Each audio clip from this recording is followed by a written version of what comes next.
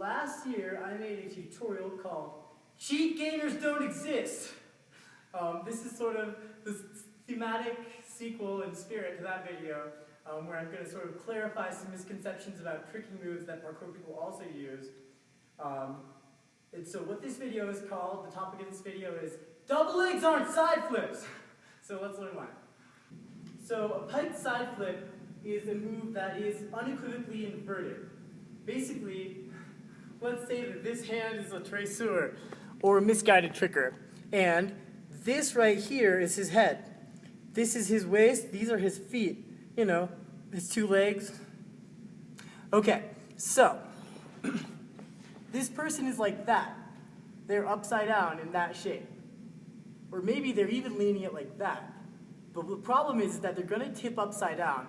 And usually the biggest problem with that is that if you do it at all wrong, it's going to look like a crappy backflip from a running start. Which I'll try and do a crappy backflip from a running start. This can never go well, so bear with me.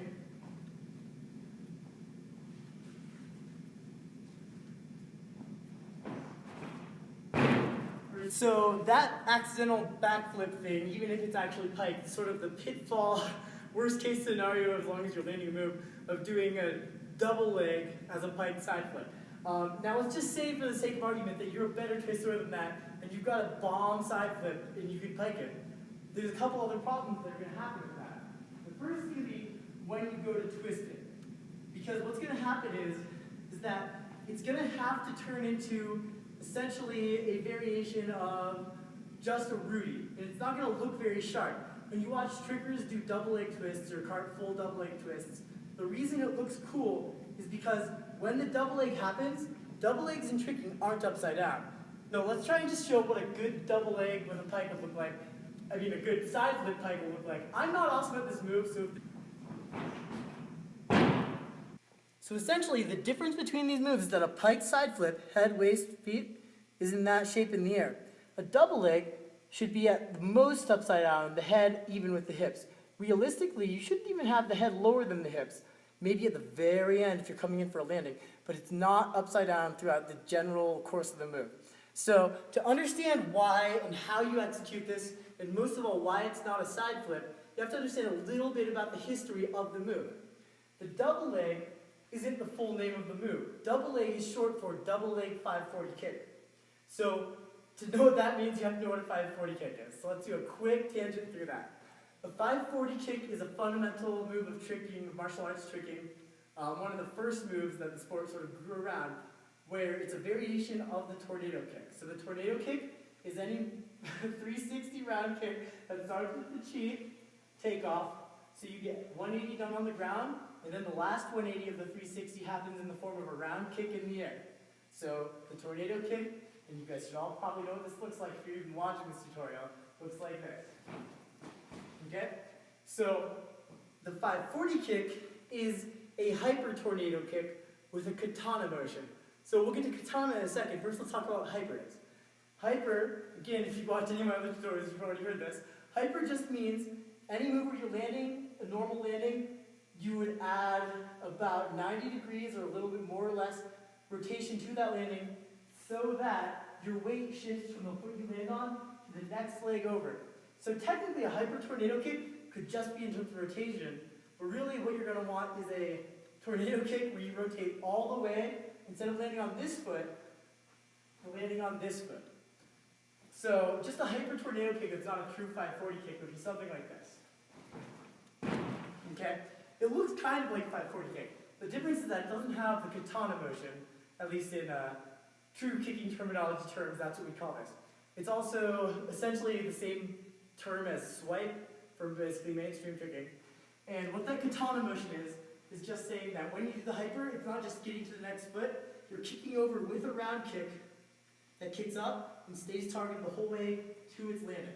So the actual 540 kick is a hyper tornado with a katana. Let's watch it. The double leg is a double leg 540 kick. So in the air, if your 540 kick goes like that, and it's about this level of inverted, the double leg is that but with two legs at once. So this is right where you should be for your double leg. Notice I'm not inverted. I'm just doing a 540 kick where instead of just lifting this leg and then doing the whole kick with my round kick leg, I'm actually going to execute the round kick with both legs together. Backwards. So it's not a backflip in the air, it's not even a side flip. It's a vertical spin kick, kicking with two legs at once. So let's say you're like, God, but I've never done kicks and I hate them. Well, to get a good double leg, you're going to need to just kind of dabble in them. You can do it when no one's watching. Like now. No. Okay, so here is a good progression that I like to use whenever my double legs fall apart. And for me at least, double legs falling apart often means my double leg has turned too much into a side flip or into a bad back flip or a running start.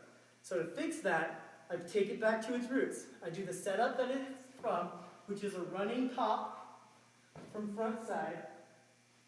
You're going to lift up and see the wall behind you. So you should basically get 180 of the move done before you leave the ground. So like in tricking, backside is basically where you can do a cartwheel.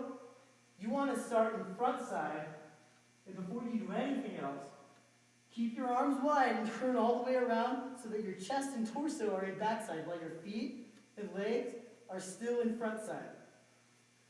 From there, you're just going to lift up and pike your legs and kick over. Now I say just, that's a little bit hard at first. So what we're going to do is we're going to do what's called a 360 crescent kick.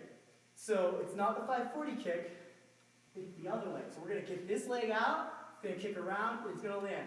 We're going to use the double leg setup, which is where you sort of run, do a little bit of skip if you want it, and then essentially you're hitting it like you hit a front flip. So if I was going to hit a front flip, I'd run and punch forwards.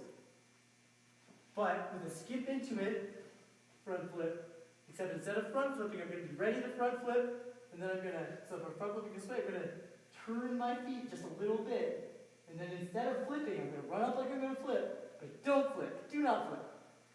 Turn, face, backside. So your feet will be ready to do nothing like a cartwheel. Your torso is going to turn around so it's like ready to cartwheel. And then from there, we're going to kick this leg up and around and land on it. So 360 crescent or 360 hook. Hyperzine, let's watch.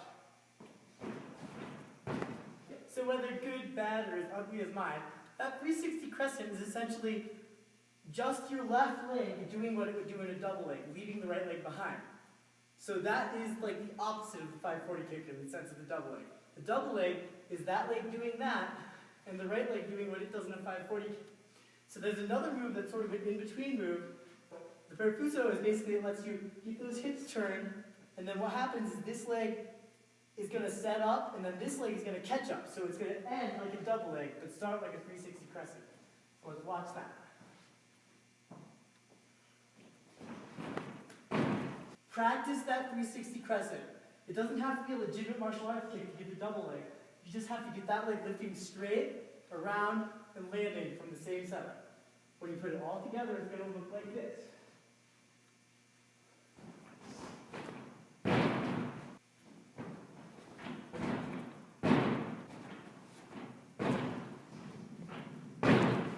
Not awesome, but that's all I got today.